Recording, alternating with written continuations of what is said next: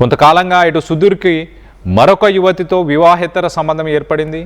ఆ యువతి కోసం భార్య అపర్ణను ఇటు సుధీర్ వేధించడం స్టార్ట్ చేశాడు.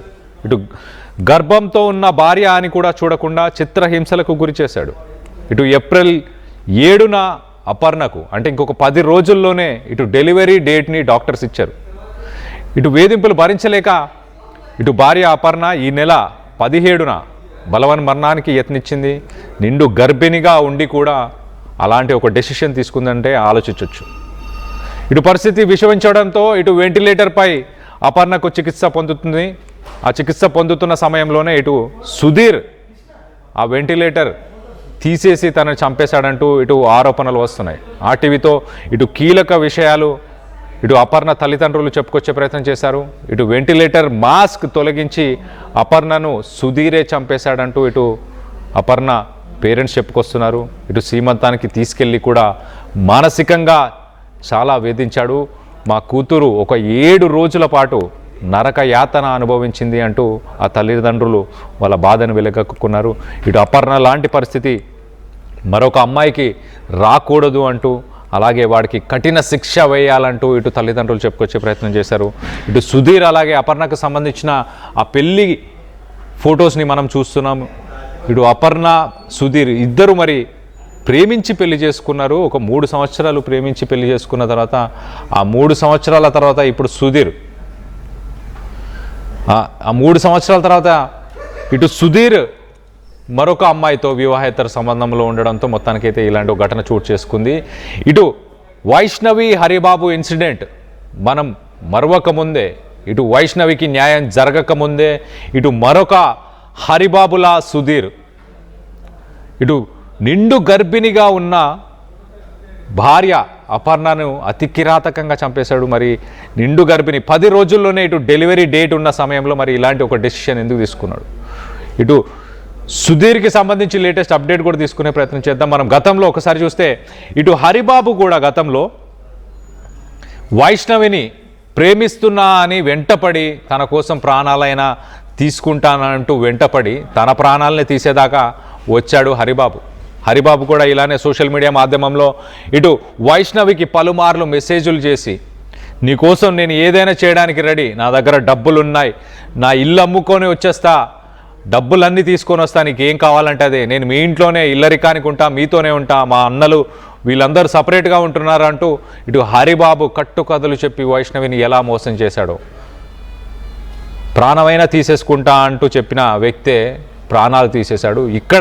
ఇక్కడ అంతకంటే ఘోరం. అక్కడ 4 నెలల ప్రెగ్నెంట్ వైష్ణవి, ఇక్కడ అపర్ణ 9 నెలల గర్భవతి, నిండు గర్భవతి. ఒక నిండు గర్భిణి ఇంకొక 10 రోజుల్లో డెలివరీ డేట్ ఉన్న గర్భిణిని మరి శ్రీమంతం అని చెప్పి కూడా ఇంటికి తీసుకెళ్ళి వారం రోజులు చిత్రహింసలకు గురి చేశాడు. మరో పక్కన ఇంకొక మహిళతోని వివాహేతర సంబంధం ఉందంట సుధీర్కి. నేను గతంలో కూడా కొన్ని వీడియోస్కి సంబంధించి ఇలాంటి విషయాలు విన్నప్పుడు గతంలో కూడా కొన్ని మాటలు చెప్పాను. ఎలాంటి పరిస్థితుల్లోనైనా మీకు ఎదుటి వాళ్ళతో ఇబ్బంది ఉంది, ఏ ఉద్యోగంలోనైనా ఇబ్బంది ఉంది, ఒక ఇంట్లో ఇబ్బంది ఉంది, ఒక ఊర్లో ఇబ్బంది ఉంది, ఒక ఆఫీస్లో ఇబ్బంది ఉంది, మీ వల్ల అవ్వట్లేదు అన్నప్పుడు ఇలాంటి తీవ్రమైన డెసిషన్స్ తీసుకునే బదులు అక్కడి నుంచి వాకౌట్ చేయండి. కొంత కూలింగ్ పీరియడ్ తీసుకోండి. దాని తర్వాత ఆలోచించండి లైఫ్లో ఏం చేయాలని. జస్ట్ పక్కకు వెళ్ళిపోతే సరిపోతుంది, ఎదుటి వాళ్ళ ప్రాణాలు తీయాల్సిన అవసరం ఏముంది సుధీర్? ఇటు హరిబాబు కూడా అదే మిస్టేక్.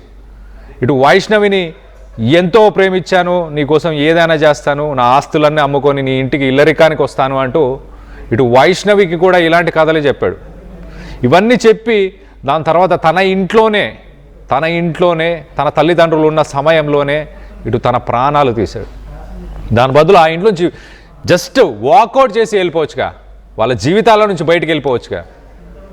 సో మరొక ఇన్సిడెంట్ అని చెప్పుకోవచ్చు, మరొక హరిబాబు అని చెప్పుకోవచ్చు. ఇటు సుధీర్ కూడా అపర్ణని ప్రేమించి పెళ్లి చేసుకొని 3 సంవత్సరాలు ఉండి ఇటు రేపో మాపో ఒక 10 రోజుల్లోనే వాళ్ళిద్దరి ప్రేమకు ఒక ప్రతిరూపం, ఒక పాపో బాబో రాబోతున్న సమయంలో ఒక నిండు గర్భిణి అని కూడా చూడకుండా హాస్పిటల్లో ట్రీట్మెంట్ ఆల్రెడీ ఈ నెల 17న తను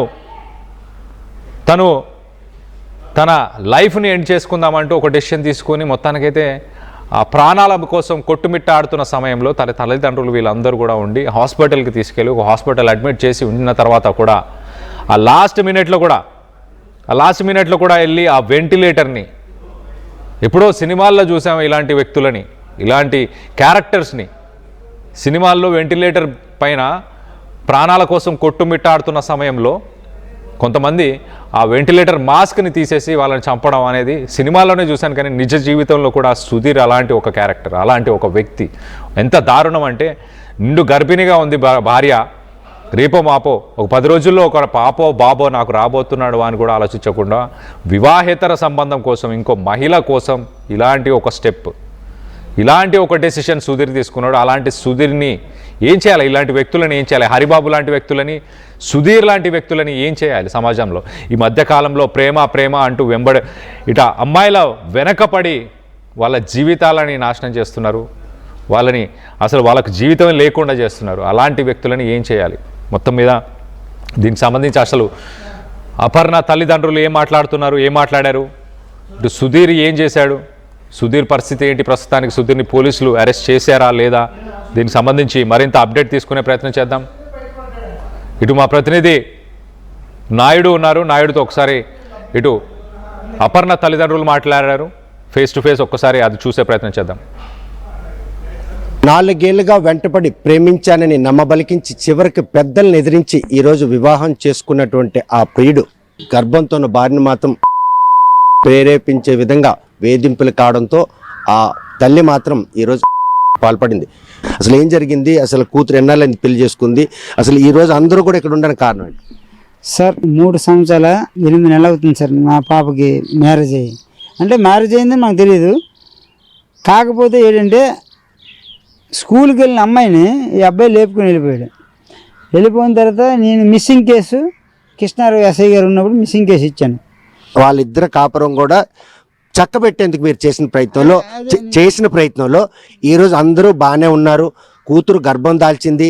ఏప్రిల్ 2వ తేదీన మనవరాలను ఎత్తుకోవడానికి సిద్ధమవుతున్న ఇతరులు ఏ కష్టం ఈరోజు మీ మధ్యలో లేకుండా పోయింది? అదే సార్, ఆ రోజు ఏఎస్సి శంకర్రావు గారు ఇలాగ వెనకాల నుండి డ్రామా నేర్పించి మేము ఎఫ్ఐఆర్ బుక్ చేసిన వారికి వాళ్ళని ఎవరిని రెప్పించలేదు. ఎఫ్ఐఆర్ బుక్ చేసి ఇంటికి వచ్చాము. మేము ఇంటికి వచ్చిన మ్యారేజ్ చేసుకోరని అమ్మాయిని అబ్బాయిని ఇంటికి రెప్పించారు. మేము ఇంక కాలు కూడా కొడుకోలేదు, తినేసి కారుతో బయలుదేరాము. ఈలోపు మ్యారేజ్ అయిపోయిన తర్వాత ఏం చేస్తాం మరి? అమ్మాయికి అడిగాం, అమ్మ ఒక్క నైట్ నా ఇంటికి రాంతే, నాన్న మీరందరూ కలిపి నన్ను ఏది చేసేస్తారని నేను రాను, అమ్మాయిని ఏది చేసేస్తారు అనేసి నాకంతే సరేలే మనిషి ఒక 2 రోజులు ఆగాను సార్. ఆ 3వ 4వ రోజు అమ్మాయికి 18 ఏళ్ళు నిండుతాయి. అప్పుడు పుట్టినరోజు చేసుకుంది.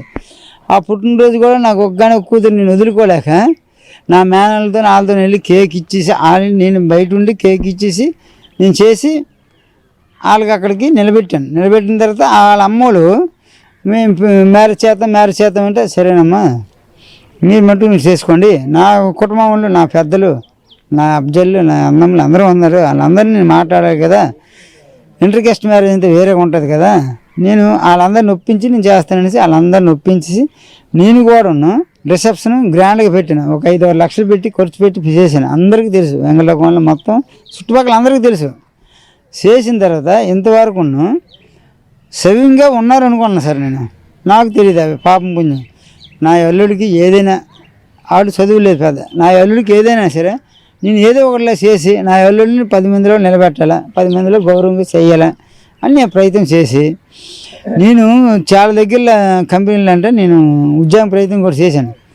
ఉద్యోగం ప్రయత్నంకి వెళ్ళమంటే వెళ్ళివాడు వచ్చాడు, ఆ శాస్త్రం అయ్యాడు ఈ అమ్మాయిని అంతేమో ఎదురులో చదువులను అలా వైజాగలమంత వెళ్ళను, వీళ్ళు శ్రీకాకుళం వెళ్ళను, ఎక్కడ ఉంటారనేసి అమ్మాయికి డాక్టర్ పెడితే నాన్న వెళ్ళాడు, మరి అబ్బాయి వెళ్ళాడు, అబ్బాయికి ఇష్టం. సో ఇంతలా వారి మధ్యన ఇటువంటి కోల్డ్ వార్ జరుగుతున్న తల్లిదండ్రులుగా దాన్ని పసికట్టలేకపోయారా? ఈరోజు కూతురు పోగొట్టు సార్ మేము పసికట్టలేదు సార్. నాకు తెలియదు పూర్తిగా ఏం తెలియదు. లేకపోతే నేను తెలిస్తే నేను ఏదైనా చేయగలను. ఇప్పుడు కూతురు ఎప్పుడు ఈ ఘాతకానికి పాల్పడింది, ఎన్ని రోజులు హాస్పిటల్లో నరక యాతన అనుభవం? అదే చెప్తాను. జనవరి 27వ తారీఖుని నా కూతురిని సీమంతం తీసుకొచ్చి సీమంతం చేయించాను సార్ నా ఇంట్లో. అక్కడ సీమంతం చేసి వాళ్ళకి ఇవ్వాల్సిన గౌరవం వాళ్ళకి ఇచ్చేసి వాళ్ళకి ఇవ్వాల్సిన ఇచ్చిన తర్వాత నా ఇంట్లో నా భాగాలు నా అబ్జాలకు అందరికి పెట్టుకొని నేను చాలా గ్రాండ్గా చేసి నేనంతా పగలబెండిగా నేను నా కూతురు ఇదిగా నేను చేసుకున్న రోజుల్లో కూడాను వీళ్ళు ఎవరు లేరు. ఆ లాస్ట్లో అంత అయిపోయిన తర్వాత వీళ్ళు వచ్చారు, వీళ్ళ అమ్మాయి వీడు ఏమి ఇంతవరకు అంతే ఏదో పని మీద వెళ్ళామని సరేలే ఏదైనా అవసరం అంతా కదా అనేసి ఊరుకోండి. ఫిబ్రవరి 8వ తారీఖుని అమ్మాయిని తీసుకెళ్ళారు ఆ ఎదురు వలస. ఇప్పుడు ఎందుకు తీసుకెళ్తామంటే మా అన్నయ్య గారు అబ్బాయి పుట్టాడు కదా వచ్చాడు చూస్తామని తీసుకెళ్ళారు. తీసుకెళ్ళి నేను 13వ తారీఖు నైటు నేను కాశీ వెళ్ళాను సార్, కాశీ రామేశ్వరం వెళ్ళినప్పుడు ఈలోపు అక్కడ ఏది జరిగిందంటే అమ్మాయి నాకు చెప్పుకోలేకపోయి తల్లికి చెప్పుకోలేక వీళ్ళు చెప్పుకోలేక చాలా బాధ పడుతుంది కానీ చెప్పలేదు. అక్కడ వాళ్ళ ఫాస్టర్ అమ్మ కూడా చెప్పింది ఇలాగ అవుతుందంటే మీ నాన్నకు చెప్పని వాళ్ళు చెప్పారు సలహా. చెప్పిన తర్వాత నాకు ఏడింది నేను 18వ తారీఖు నైటు 2:30కి వచ్చాను సార్. ఇంటికి వచ్చేసరికి మా ఆవిడ బయట ఉంది, ఆవిడైతే దివాన్ మీద పడుకోండు, అమ్మాయి ఏడుచుకొని కూర్చుంది. అమ్మ ఏడు జరిగింది ఏడంటే ఎందుకు ఈ టైం అప్పుడు ఏడంటే ఇక్కడికి అయింది అన్న. అయితే ఎవరు పలానా అమ్మాయి పలానా సరే అనేసి ఆ అబ్బాయికి లేపలేదు వీళ్ళు అడగలేదు. తెల్లారు లేచి వాళ్ళ అమ్మగారికి వాళ్ళ అన్నయ్య గారికి ఫోన్ చేశాను, ఇలాగ అయ్యింది రాయండి. అంటే ఇప్పుడు అల్లుడికి ఇంకొక అమ్మాయితో పరిచయం ఉందన్నటువంటి విషయం కూతురు తెలిసిందే. కూతురు అంతే వీళ్ళందరూ 8వ తారీఖున తీసుకెళ్ళారు సార్. వీళ్ళందరూ కాన్ఫరెన్స్ కావాలా అమ్మాయి వీళ్ళందరితో మాట్లాడి అమ్మాయిని మానసికంగా హింస పెట్టారు. అంటే కల్లారా అది చూసిన తర్వాత డైజెస్ట్ చేసుకోలేక నాకు ఆ రోజు 18 నైట్ చెప్పిన తర్వాత మా వాళ్ళందరినీ మా చిన్నాన్నలు ఇద్దరిని పిలిచాను, అందరిని పిల్ల అంతే. మా చిన్నాన్నలు ఇద్దరు అంటే మా చిన్నాన్న కొంచెం చదువుకుని ఎగ్జిక్యూటివ్ ఉన్నాడు కనుక నా మీద కొంచెం అనుభవం ఉంటుంది కనుక మా చిన్నాన్ని ఇంకో చిన్నాన్ని పిలిచాను. కూతురుగా నాకు ఈ కష్టం వచ్చింది, ప్రేమించి పెళ్లి చేసుకున్నాను, భర్త వేధింపు ఇలాగున్నాయి, తల్లిగా ఎప్పుడు కానీ మీద నాకు చెప్పలేదమ్మా. ఇప్పుడు ఏ కష్టం కూడా నాకు చెప్పలేదు, ఏ కష్టం కూడా వాళ్ళ డాడీతో కానీ నాతో ఏది చెప్పలేదు. మరొక 6 రోజులు ఆగితే మనవాడిని ఎత్తుకోవాల్సినటువంటి పరిస్థితుల్లో ఈరోజు కూతుర్ని మనల్ని పోగొట్టుకున్నాను. హాస్పిటల్లో చికిత్స పొందినప్పుడు కూడా ఆయన వచ్చి 2-3 సార్లు వచ్చి వెళ్ళిపోయాడు అన్నటువంటి అనుమానాలు కూడా ఉన్నాయి. అనుమానాలు అంటే 2 రోజుల తర్వాత ఫ్రీ అవుద్దని రమ్మను వచ్చారు, వచ్చి వెంటనే వెళ్ళిపోయారు. మరి మీరు లేని సమయంలో మీ కూతుర్ని చూడడానికి అత్త భర్త వచ్చారండి, నిజమేనా? నిజమే వచ్చారు, మాకు కలవకంట వెళ్ళిపోండ్రు. హాస్పిటల్లో డాక్టర్లు చికిత్స చేసిన తర్వాత అంటే ఆపరేషన్ అయిన తర్వాత అక్కడ తండ్రితో మీతో బాగా మాట్లాడినట్టు ఆమె ఇలా అకస్మాత్తుగా తర్వాత గిరయ్యింది. శుక్రవారం నాడు శనివారం ఇంటికి వచ్చాడు. ఆ శనివారం మధ్యాహ్నం వచ్చేసరికి మళ్ళీ మనిషి మారిపోయింది. అంటే ఈ మధ్యన ఏదో జరిగింది అన్నట్టు అనుమానం మీకుందా? ఎప్పుడు ఫోన్లతో గురయ్యా. ఫోన్లు హాస్పిటల్లో చేర్పించిన తర్వాత డాక్టర్లు సర్జరీ సఫలమైంది మాట్లాడు సర్జరీ కాదు సార్, హాస్పిటల్లో అడ్మిట్ అయిన అంతే. హాస్పిటల్లో అడ్మిట్ ఇది అయిన తర్వాత మేము హాస్పిటల్ తీసుకెళ్ళేప్పుడు గవర్నమెంట్ హాస్పిటల్ తీసుకురమ్మారు. నేను అక్కడ ఎంప్లాయీ కనుక నేను మా మేనేజ్మెంట్తో మాట్లాడి అక్కడ జాయిన్ చేశాను సార్. చేసిన తర్వాత వాళ్ళు ఎవరు రాలేదు సార్. అప్పటికి వాళ్ళ అమ్మగారికి ఫోన్ చేశాను. ఫోన్ చేస్తే ఏమన్నానంటే ఎంత పని ఎందుకు చేసింది అన్నది పలకొంది, మరి రాలేదు. తర్వాత ఆ రోజు సాయంకాలం 5:30, 6 అయింది. ఈ టైంలో వాళ్ళ అమ్మను వాళ్ళ అన్నయ్య వచ్చారు సార్. వచ్చిన తర్వాత వీళ్ళు మా వాళ్ళందరూ కొంచెం ఆవేశం మీద అవునమ్మా చచ్చిపోనరా బతికినారా అని చూడడానికి వచ్చారా, ఎందుకు ఇలా హింసిస్తారా అని అడిగింది. సరేలే కేసు పెట్టారు కదా, ఎట్నే మేము ఎలా బయట రావాలో మాకు తెలుసు, మా పైతే మేము చేసుకుందామనేసి మెట్లు దిగి వెళ్ళిపోయారు సార్. ఈలోపు నా తోటి ఎంప్లాయర్స్ ఉన్నారు కదా వాళ్ళు ఆలకించారు సార్. వాళ్ళు ఆలకించి పరిగెట్టి వెళ్ళారు. వెళ్ళేలోపు ఆవిడ బయటికి వెళ్ళిపోయింది. అయితే ఆ విషయం నాకు తెలియదు. తర్వాత ఇలా అన్నారా మేము పరిగెట్టని దొరకలేదు అని అంటే సరేలేరా ఏదైపోయింది, ఎవరు ఆవేశం కలిసి చేస్తారు దానికి లేదు, నా కూతురు సేపు అయితే నాకు చాలు అనేసి నేను అలా చేసిన ప్రయత్నంలో ఈరోజు డాక్టర్లు సర్జరీ చేసిన తర్వాత కడుపులోని బిడ్డను పక్క తీశారు, ఈమెను కూడా కాపాడే ప్రయత్నం చేశారు. ఈ ప్రయత్నంలో కూతురు నీతో మాట్లాడుతుండగానే మీ ఆబ్సెన్సీలో భర్తను అత్త లోపలికి వెళ్ళడం వెనక ఏమంటే శుక్రవారం నాడు ఇంట్లో తీశారు సార్. ఇంట్లో తీసిన తర్వాత కొంచెం అందరినీ ప్రతి ఒక్కరిని పోల్చిది, ఎవరు వచ్చినా వీళ్ళు మా బాబాయ్, వీళ్ళ చిన్న వీళ్ళ పెద్ద అది పోల్చిది. కాకపోతే ఎక్కువ మాట్లాడలేకపోయేది, అంటే కొంచెం మాట్లాడలేకపోయింది కానీ అందరిని పోల్చేది, అందరితో కూడా కొంచెం మాట్లాడేది. శనివారం 1 గంట 2 వరకు కూడా బాగానే మాట్లాడింది. ఈలోపు నేను